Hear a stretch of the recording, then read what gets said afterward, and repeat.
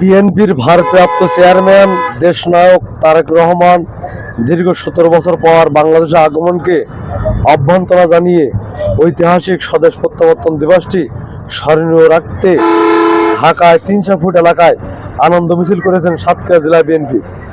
এ সময় প্রধান অতিথি হিসেবে উপস্থিত ছিলেন সাতক্ষীরা সদর দেবহাটা 2 আসনের ধানের শীষ মনোনীত প্রার্থী আলহাজ আব্দুর রউফ।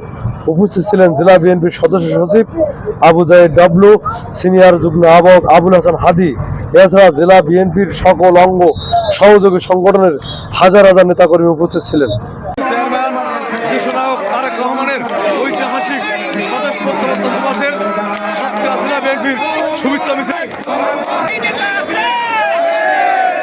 দর্শক আপনারা দেখতে পাচ্ছেন সদর দেবহাটা আসনের দেখতে পাচ্ছি